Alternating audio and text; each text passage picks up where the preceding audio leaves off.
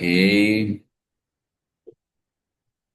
buenos días a todos. Qué Buenos bueno días. que podemos estar acá nuevamente para aprender un poco más acerca de lo que Dios nos enseña a través de un hombre como Pedro, una persona común y corriente como nosotros, con las mismas vicisitudes, las mismas circunstancias, incluso con unas peores de pronto en cierta manera, pero con un corazón para Dios. Y eso es lo que realmente nos reúne aquí, que todos estamos en el nombre del Señor Jesús. Así que voy a hacerles un recuento con respecto a lo que hemos estado estudiando para poder llegar a donde vamos a empezar nuestro estudio de hoy, que realmente espero que sea muy conciso, pero no crean que va a ser tanto. Entonces, miremos la palabra de Dios. El recuento nos lleva, y quiero que recordemos la semana pasada, al hecho de que nosotros fuimos elegidos. Del versículo 1 al 3, Pedro empieza diciendo quiénes somos nosotros para que nosotros podamos entender hacia dónde nosotros debemos dirigir nuestros ojos para poder vivir la vida diaria. Entonces, la primera cosa que nos dice Pedro es, ustedes y yo somos los elegidos de Dios. ¿Por qué? Porque Dios nos eligió. No le pregunten a Dios porque Dios tiene toda la soberanía para elegir a quien quiera. Entonces, ¿por qué somos elegidos? Sí sabemos que es por la presencia de Dios, porque Dios conoce desde antes de la fundación del mundo todo lo que es nuestra vida. Entonces, primero fuimos elegidos. Luego del versículo 3, luego fuimos salvados y eso nos lo menciona en el versículo 3 hasta el versículo 12, que fuimos salvados por la gracia de Dios y por fe. Y nos habla de toda la salvación y nos muestra cómo es que es la salvación y dónde empezó y cómo fue y cómo el Evangelio transformó nuestras vidas.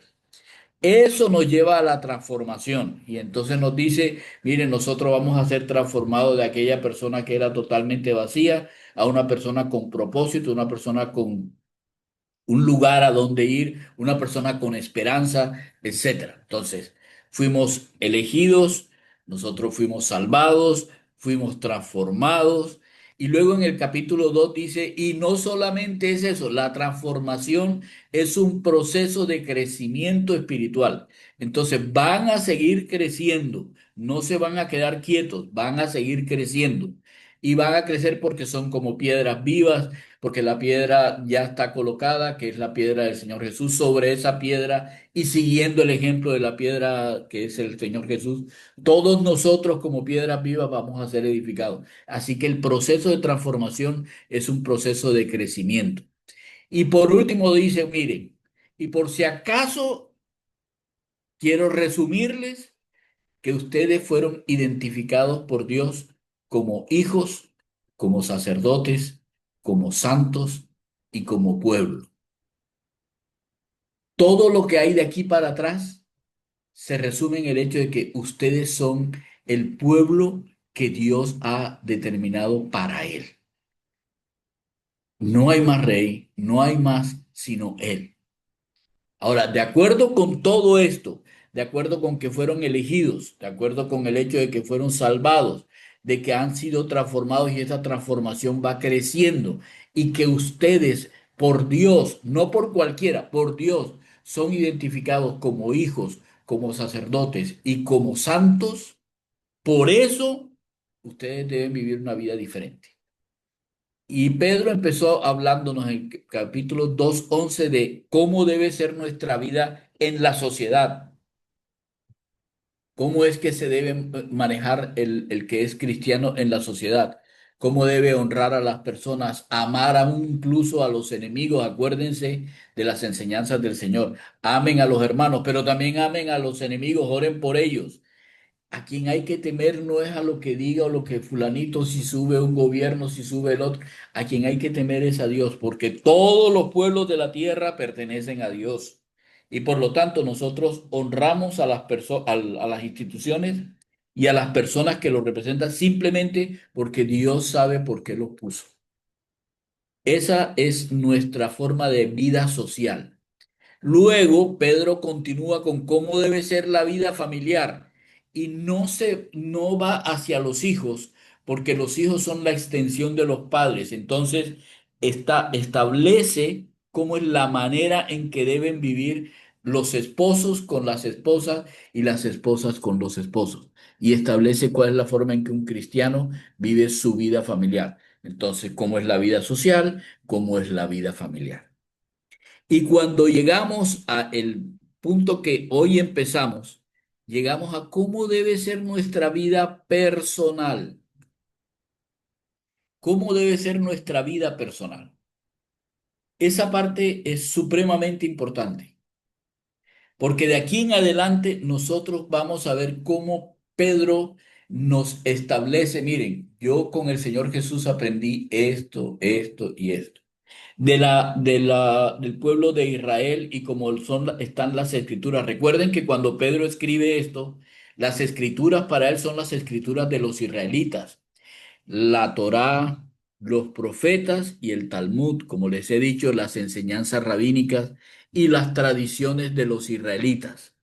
Entonces, mucho de todas esas cosas, que era lo que el Señor decía, lo que viene de atrás, esas escrituras, son para que nosotros tengamos un ejemplo para aprender. Ahora, ustedes oyeron que fue dicho tal cosa y que se hicieron tal otra. Bueno, yo les digo que lo que debieron haber hecho es esto y esto y esto. O sea, la palabra de Dios hecha carne es la que nos establece toda la palabra de Dios que fue escrita en el Antiguo Testamento.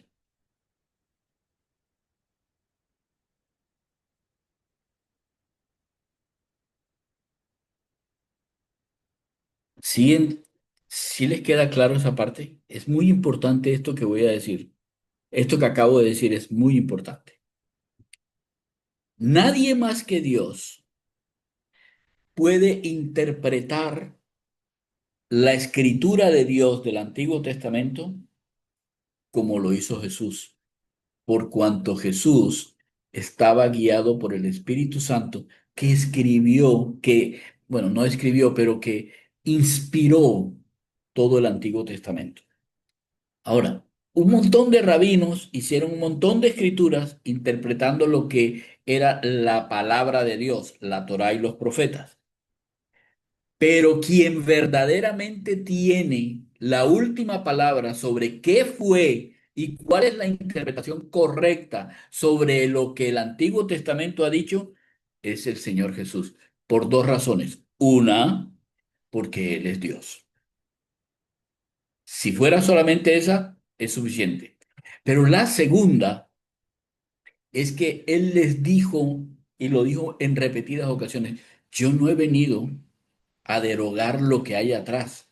No, no, no, yo vengo a darle cumplimiento, como efectivamente pasó, y además les vengo a dar la interpretación que Dios colocó y con la cual Dios estableció esa palabra.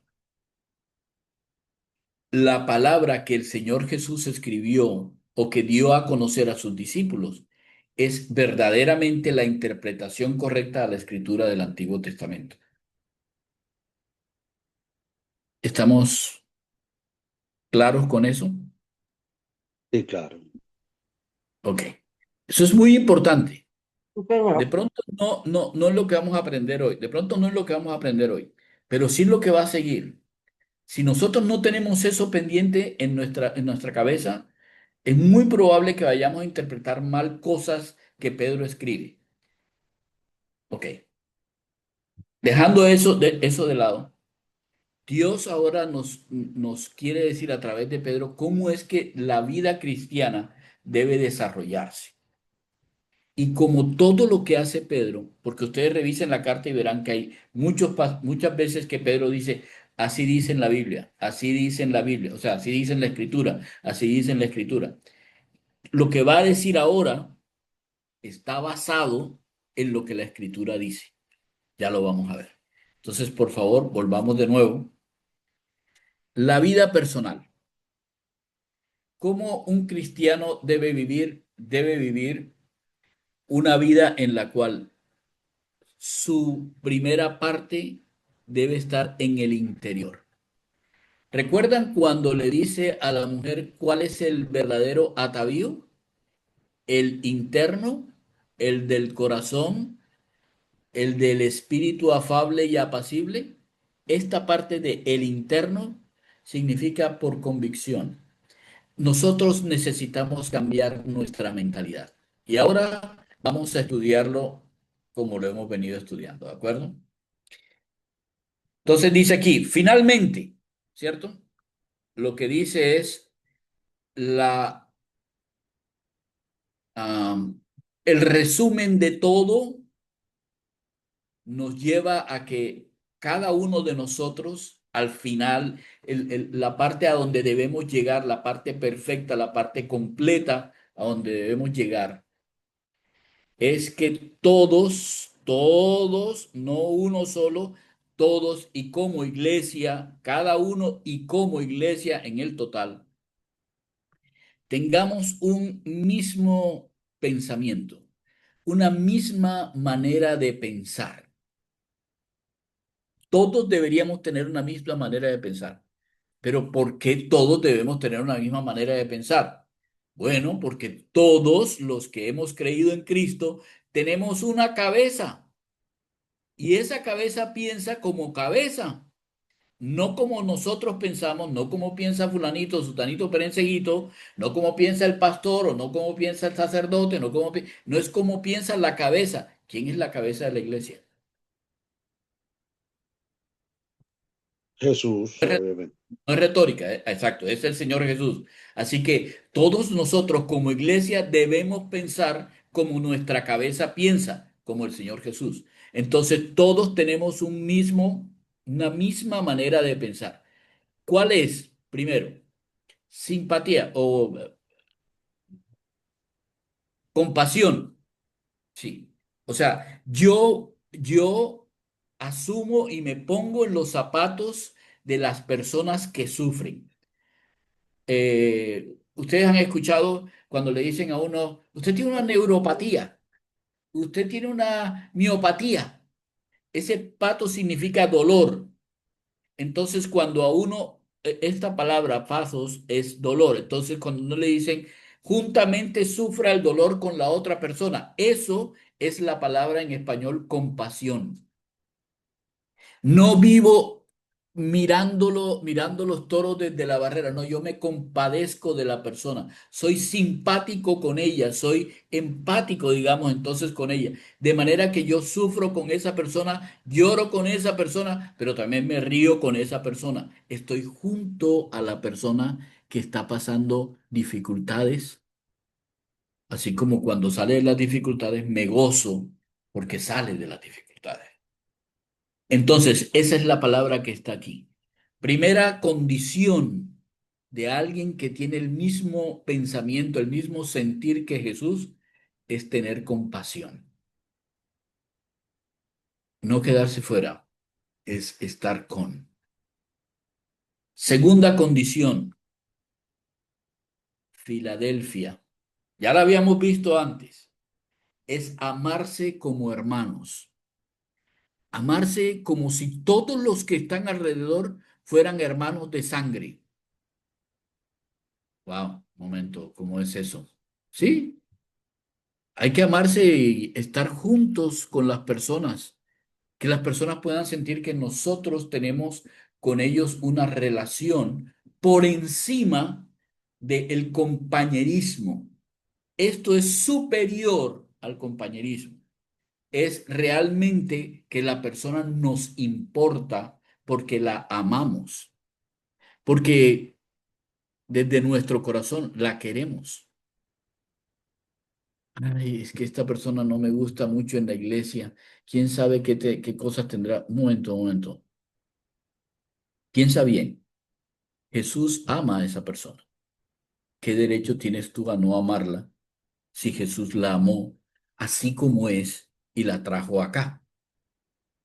Ahora, piensa mejor todavía. Tú eres una persona que ni siquiera deberías estar aquí, pero Jesús te amó tanto que te trajo aquí. Así que así como las demás personas te aman a ti, a las otras personas. Eso es amor fraterno. Ese es el amor de los hermanos. Tú no sabes quiénes son, tú no entiendes muchas veces cómo son o lo que hacen, pero son tus hermanos, así que hay que amarlos tal cual como ellos son, no como yo quiero que sean. Yo no soy nadie para cambiar a nadie. Yo no soy el Señor. Si alguien tiene que cambiarlo, si alguien tiene que poner algo en su mente o en su corazón, tiene que ser el Señor, no yo, no tú, no los demás. A nosotros nos compete amarlo, amarlo. Ah, que vamos a tener discusiones y vamos a tener, sí, claro. O no tenemos discusiones con nuestros hermanos, con nuestros padres. Claro que tenemos discusiones, pero eso quita la relación de amarlo, no. Y eso es lo que tenemos que hacer. Así nos amó Cristo. Así nos ama Cristo. Es el primogénito de todos nosotros. La siguiente palabra es esta palabra que es una palabra tremenda. Misericordia. Es, la palabra misericordioso es más allá que compasivo. Es una palabra como yo bajo mi corazón hasta el punto en que yo siento bien para con la otra persona, aunque la otra persona no lo merezca. ¿Qué es lo que hace que una persona no merezca que yo la ame? Es que yo creo que yo soy mejor que esa persona. Pero el Señor Jesús vino a demostrarnos que es preferible servir a ser servido. Así que siguiendo el sentir del Señor, yo necesito bajar mi ego al punto de poder entender la otra persona y tener un corazón de bondad hacia la persona, aunque esa persona no lo merezca. Esta parte de misericordia es la parte con la cual nosotros debemos acercarnos a las personas que no conocen a Cristo. Porque para nosotros, desde el conocimiento de Dios, es fácil entender que alguien está yendo en contra de lo que Dios ha determinado. Pero a esa persona no le resulta nada fácil entenderlo. Y si no me creen, pues mirémonos a nosotros mismos. ¿Cómo fue con nosotros? Dios tuvo que tener misericordia, poner al Señor Jesús en esta tierra, él tener que despojarse de su naturaleza divina, dejarla para poder hacerse como nosotros, bajarse hasta el punto en que somos nosotros, de manera que la misericordia pudiera ser expresada de una manera física. Y nosotros vimos la misericordia, un sacrificio hasta la muerte por nosotros, que no merecíamos nada. Misericordia. Así es como nosotros debemos amar a aquellos que no conocen a Dios. No hay, no hay tal razón de hay que criticarlos porque son, no hay que hacer nada de eso. Al contrario, hay que tener misericordia, orar ¿por qué dijo el Señor, oren por los enemigos? Hay que tener misericordia con ellos, de la justicia. No, nosotros no nos corresponde. La justicia le corresponde a Dios. ¿Estamos entendiendo la diferencia entre misericordia y la otra palabra que aparece acá, que es compasión? Hay una diferencia. La siguiente es amigable, dice la Reina Valera.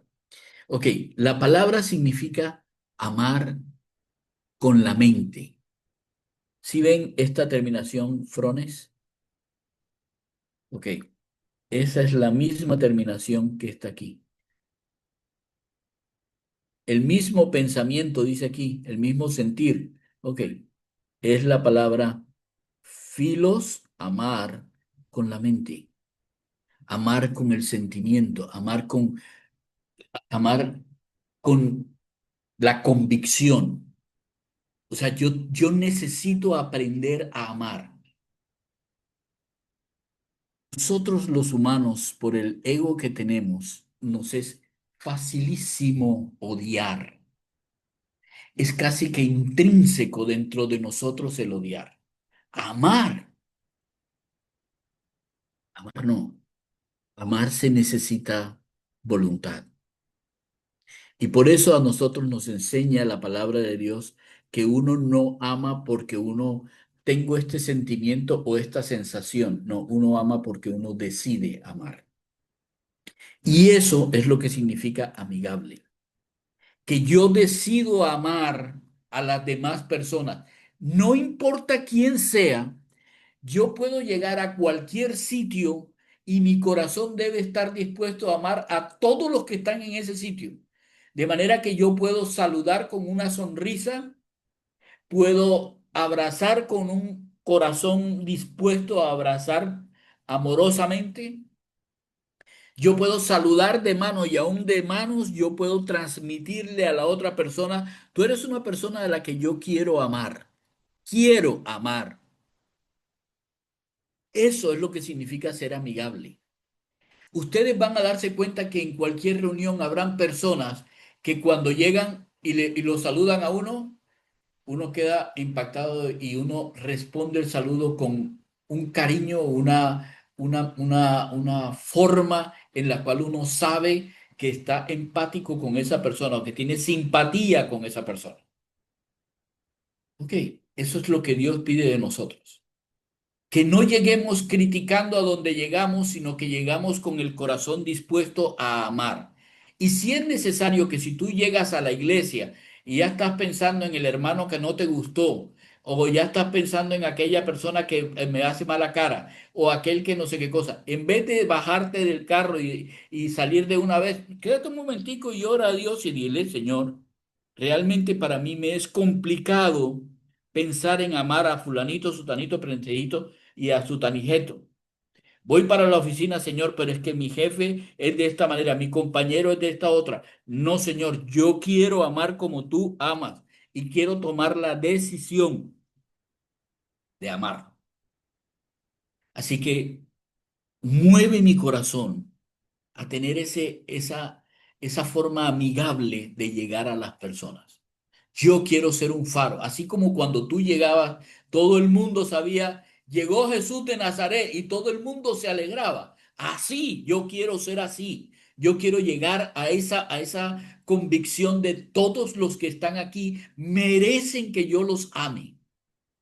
A eso yo quiero ser. Excelente, excelente esa enseñanza, Lucho. Muchas Por gracias. favor, ayúdame a ser como tú. Yo no quiero ser alguien como yo, no que tiene tantos prejuicios con personas, con cosas. No, no, yo quiero llegar a amar como tú amaste, como tú me amaste a mí, entre otras vainas. Llegaste a mi vida aún cuando yo ni siquiera te estaba buscando. Eso, eso establece la siguiente parte, porque aquí empieza una práctica del cristiano. Esa práctica, como dice, como tengo aquí puesto como un título, esa práctica es porque ya yo tengo esta convicción. Yo quiero ser compasivo, yo quiero amar como hermano, yo quiero ser misericordioso y realmente yo quiero vivir como el Señor Jesús de una manera amigable.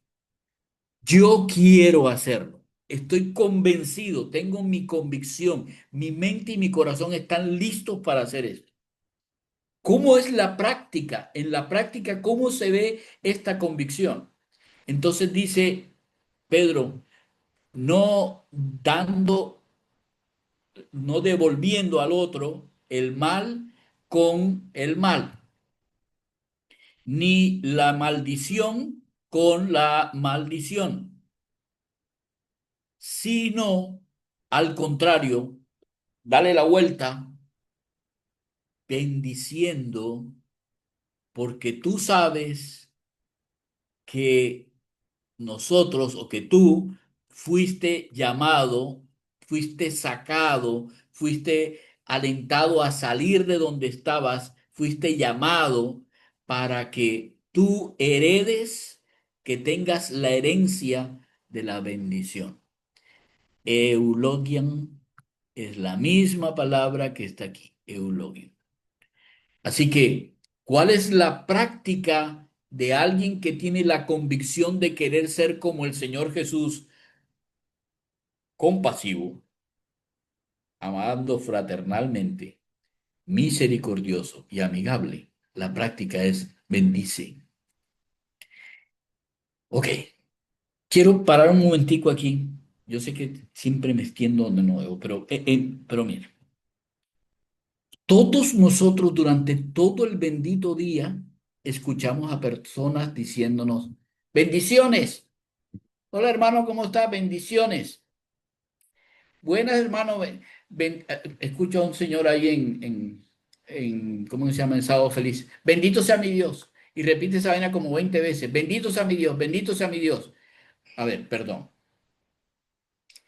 Bendición no es una palabra, es una práctica. Es una práctica. La bendición que yo puedo darle a las personas es una práctica, es lo que el Señor Jesús practicó. Pedro entendió muy claramente eso durante su vida, porque él, me supongo, que hacía las mismas cosas que todos los israelitas, y todos los israelitas dicen en todas las oraciones, bendito sea el Dios y Padre que bendijo tal cosa y que trajo esto a la creación y que hizo tal cosa. Bendito sea el Dios y Padre que hasta el punto en que se les convierte en una repetición de la repetidera y casi que es un rezo. Pero Pedro aprendió con el Señor Jesús que la bendición no es decirle bendito seas o bendiciones, como si bendiciones fuera, por ejemplo, voy a traer el ejemplo más claro. Dios te ha bendecido con esta ofrenda. Ah, no, no, no, no, no. La bendición de Dios tiene que ver con la persona, tiene que ver con algo que sale de mi corazón para el corazón de la otra persona. Y eso se expresa en cosas que suceden, como por ejemplo darle una ofrenda a alguien. Es un ejemplo. Escuchen bien cómo es que Pedro le quiere indicar a las personas lo que significa la palabra bendición. Porque aquí ese gar que está aquí, porque él toma la palabra de Dios para explicar lo que eso significa. Bendición es el que realmente desea ágape, amar la vida que vive, que desea tener una vida realmente donde puede sonreír todo el tiempo y que sus días, sus días sean buenos. Necesita, necesita, y ese verbo está en imperativo, tiene que abstener su lengua del mal, tiene que frenarla, tiene que aprender a dejar de hablar mal de las personas, tiene que aprender a no estar pensando en las personas como alguien que lo ataca. No, tiene que refrenar su lengua, tiene que aprender a refrenar, a hacer silencio. Para algunos es más complicado. Mea culpa. Para mí es complicado refrenar mi lengua. Yo muchas veces peco por no tener filtro, pero todos necesitamos aprender a tener filtro. Hasta el Señor Jesús callaba cuando no era necesario hablarlo. ¿Recuerdan? Tú eres verdaderamente el Cristo. y cayó como cordero que va al matadero. Veces es importantísimo que el silencio muestre que amamos a los que están al frente. ¿Ustedes creen que de las cosas más tremendas que hay? El Señor Jesús cayó porque odiaba a esos romanos, o a Herodes, o a Caifás, o a... No, no, no, no. Cayó por eso. Él se quedó callado porque los amaba. Y precisamente por eso sabía que había que cumplir algo, morir por aquellos que lo estaban abofeteando y vejando. Hay que refrenar la lengua. Y mucho menos, dice aquí, que tus labios no hablen algo doloso, algo engañoso. No hables engaño. Yo creo que es algo que nosotros debemos aprender. Nosotros nacemos con una cultura mentirosa, de tal manera que casi que para nosotros es normal decir mentiras. Lo que dice la palabra de Dios es no, el engaño no hace bien a nadie, empezando por ti. Porque ¿cómo puedes tú tener la convicción de ser misericordioso y amable con las otras personas si tu boca habla engaños para con ellos? Yo escucho, ayer, por ejemplo, mira, no vayas a decir tal cosa porque, ¿cómo así? No, no, no, no, es que hay que hablar la verdad. Que es difícil hablarla, sí. Ahora, que hay que hablarla con amor, sí, pero hay que decirla. Esconder cosas a las personas que nosotros amamos no es una buena práctica. No, porque nosotros estamos ayudando a que esa persona siga viviendo en el engaño. Si nosotros no reprendemos al mal, el mal continúa porque no hay nadie que diga, nadie que ponga el obstáculo a que ese mal se expanda. No, si alguien está diciendo algo que no está correcto, que no está conforme a lo que Dios dice, hay que decírselo y mostrarle. No, porque eso te daña. Eso te daña. ¿Cuántas veces hemos callado porque socialmente eso no es correcto? ¿O cuántas veces callamos porque nosotros decimos, es que el pobre hijo mío, que tiene que pasar tantas cosas?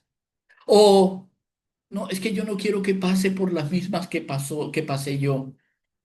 Montón de tonterías que lo que hacen es forjar personas que no tienen la suficiente conciencia de la maldad que están haciendo porque nosotros nos quedamos callados. ¿Cómo es posible que teniendo la luz en la mano la pongamos debajo de la mesa y no la saquemos y la pongamos en la cara de las personas para mostrarles cómo es que se debe vivir?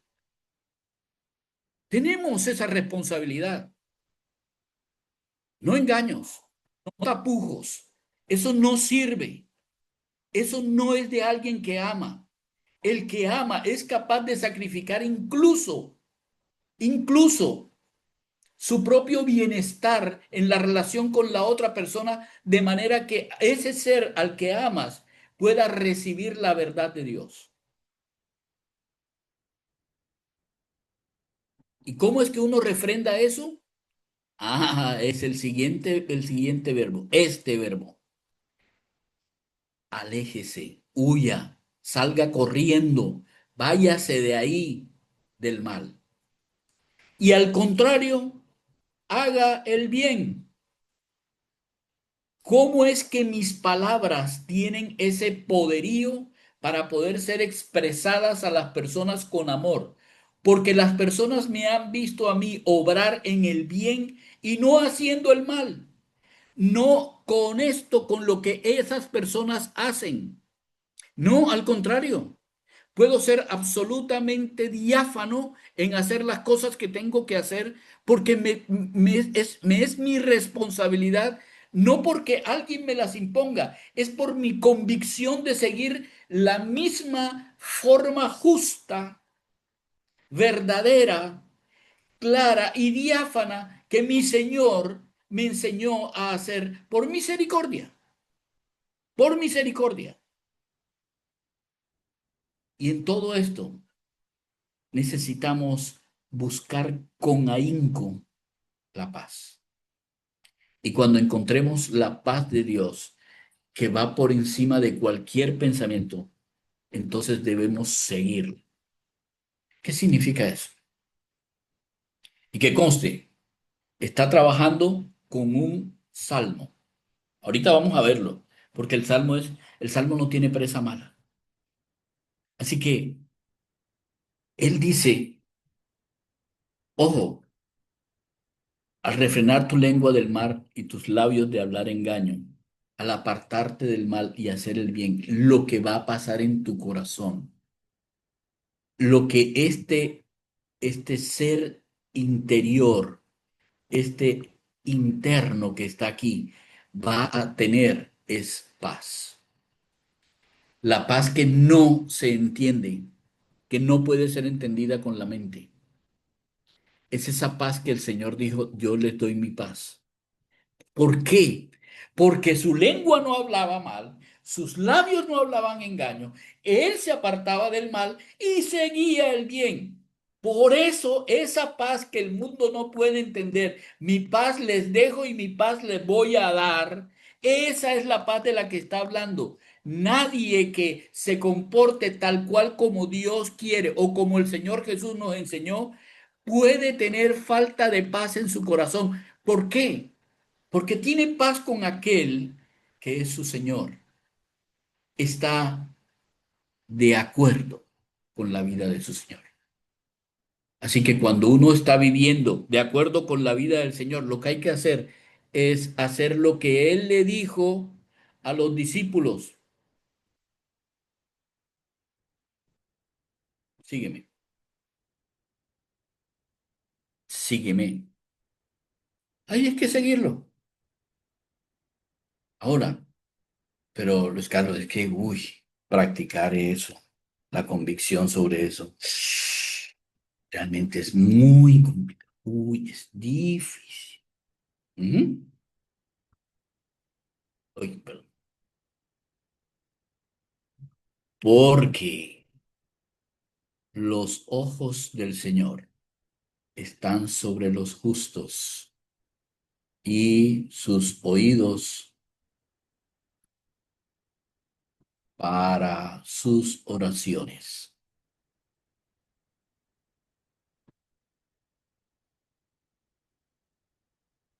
¿No les parece increíble? Es que si tú crees que lo puedes hacer por ti mismo, no puedes. Pero es que puedes tener la absoluta seguridad que mientras estás haciendo eso, los ojos del Señor están justamente contigo. ¿Sabes qué significa? Significa que Él está. Y solamente tienes que susurrar, porque su oído te está escuchando.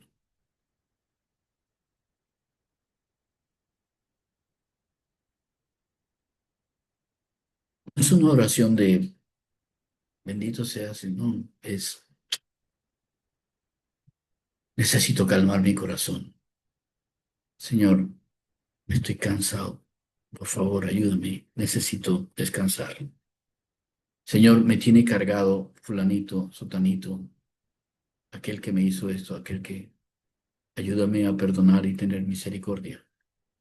Señor, mira, es increíble que mi hermano esté pasando por semejante situación. Por favor, ayúdalo. Quiero, no sé, estar ahí, pero no sé cómo hacerlo. Tú eres el que me puedes indicar. Indícame, ¿qué quieres que haga? Muéstrame.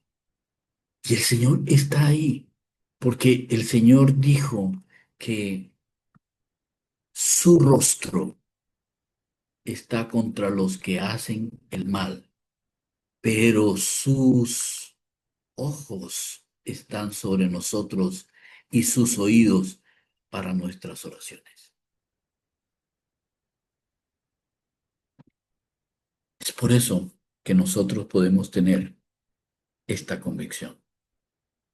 Podemos tener esta convicción. Y por ende podemos practicar la bendición. No hablar mal, no hablar con engaño, apartarnos de lo malo, hacer lo bueno, siempre hacer lo bueno. Y Dios hará que la paz esté en nosotros, buscándola así. Y entonces podemos vivirla, seguirla, seguir la bendición de Dios.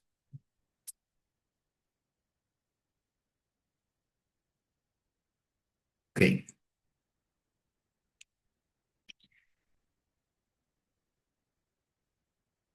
puedo terminar acá. Y luego miramos el salmo del que vienen estas palabras.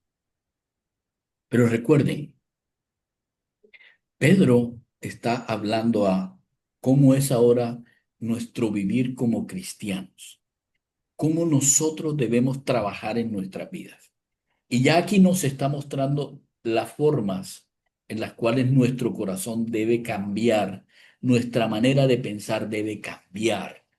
Y no va a venir el Señor a cambiarla a menos que nosotros tomemos la decisión de tener el mismo sentir que el Señor tuvo. Nuestra decisión. Él no va a pasar por encima de nosotros. No, Él espera que nosotros seamos lo suficientemente conscientes de que Él es nuestro Señor.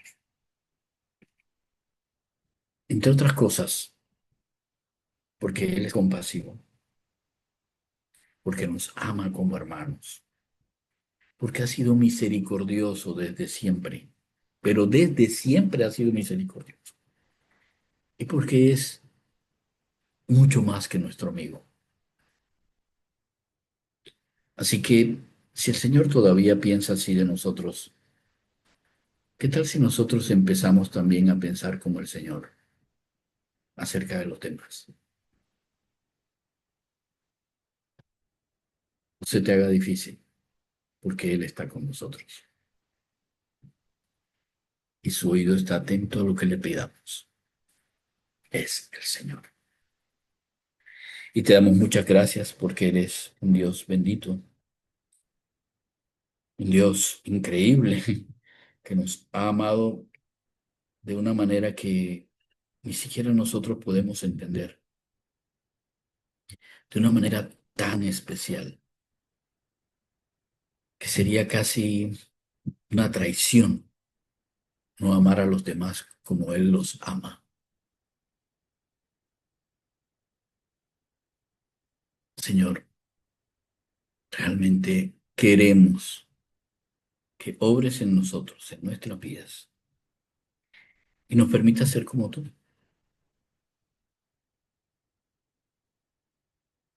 que nos amemos, que practiquemos lo que tú nos has enseñado. Permítenos vivir en la verdad. Permítenos mirar en el otro lo bueno y no lo malo. Permítenos, Señor, tener ese puntico más allá de a lo malo decirle malo y quitarlo. Y a lo bueno decirle bueno y lo sigo. Porque realmente, Señor, en un mundo tan desbarajustado, tan caótico como el que hay hoy en día, nosotros necesitamos vivir en tu paz. Muchas gracias por habernosla dejado.